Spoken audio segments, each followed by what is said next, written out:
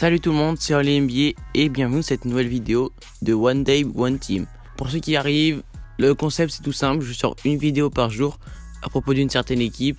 Je parle de son été, de sa draft, de son 5 majeur. Je vais faire des zooms sur certains joueurs, parler de son histoire et je pronostique sa place lors de la saison prochaine. Et on continue aujourd'hui par les Washington Wizards. Cette année, lors de la draft 2019, les Wizards avaient le 9e choix et ont drafté un certain Rui Hachimura en position d'ailier venant tout droit de la fameuse école de Gonzaga. Les Wizards misent cette année sur un marqueur athlétique tournant à près de 20 points et 7 rebonds par match l'an passé. D'ailleurs, il a fait une perf avec le Japon à plus de 35 points en 27 minutes. Washington s'est ainsi concentré sur la signature de joueurs au poste 1, 2 et au poste 5. Ils ont signé Smith, meneur de jeu venant tout droit des Detroit Pistons, qui pouvait s'avérer utile en sortie de banc. Ils poursuivent ensuite par la signature du célèbre Isaiah Thomas, sortant d'une saison plutôt médiocre statistiquement avec Denver, 8 points et 2 passes décisives par match, en environ 15 minutes de jeu sur 12 matchs joués. Les Wizards signent également C.J. Miles, un ailier de 32 ans en provenance de Memphis, qui peut se développer rapidement au sein de cette franchise en déclin total. Enfin, pour compenser un départ de Dwight Howard, un certain Davis Bertans, du haut de ses 2,8 m, il peut être une grande importance défensivement et offensivement près du cercle. Du côté des départs, les Wizards ont perdu 7 joueurs. Trevor Ariza parti à Sacramento, Jeff Green à Utah, Jabari Parker aux Hawks, Bobby Portis à New York, Devin Robinson à Toronto, Thomas Satoransky à Chicago Bulls et enfin Dwight Howard tradé à Memphis, puis sans équipe actuellement.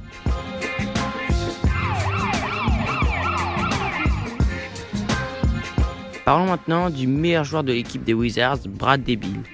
L'arrière All-Star des Wizards sort de sa meilleure saison en carrière en termes de statistiques, avec une ligne de stade de plus de 25 points, plus de 5 passes, 5 rebonds en un peu moins de 37 minutes, sur un total de 81 matchs joués, alors qu'il était à 22 points, un peu moins de 5 rebonds et un peu moins de 5 passes en 36 minutes l'année dernière sur aussi 82 matchs joués.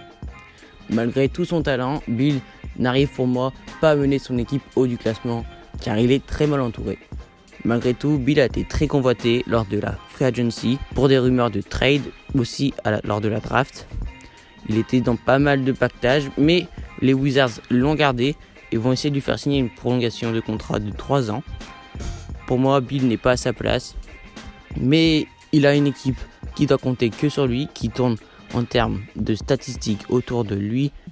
Beal est clairement le meilleur joueur de cet effectif, mais il est malheureusement très mal entouré et ne pourra pas, pour moi, exploiter tout son talent dans une équipe aussi faible.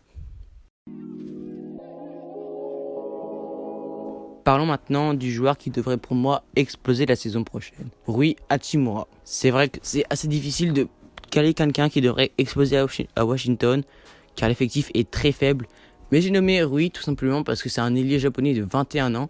Il a été sélectionné cette année lors de la draft en 9e position. Tout d'abord, il faut savoir qu'il est le premier japonais à être sélectionné à une aussi haute position à la draft NBA. Depuis son arrivée en 2016 à l'université de Gonzaga, il tourne au total à 12 points, 4 rebonds et un peu moins de 1 passe décisive par match. Il va participer cette année à la Coupe du Monde. Il s'est déjà fait remarquer lors des matchs de préparation que j'ai dit plus tôt. C'était contre la Nouvelle-Zélande. Il a inscrit 35 points à 11 sur 15 malgré un 7 sur 14 lancers francs en moins de 27 minutes. Du haut de ses 2,3 m, il peut faire beaucoup de bien à la franchise de Washington et peut se développer personnellement et pourquoi pas figurer dans le top 5 des Rookie of the Year à la fin de la saison.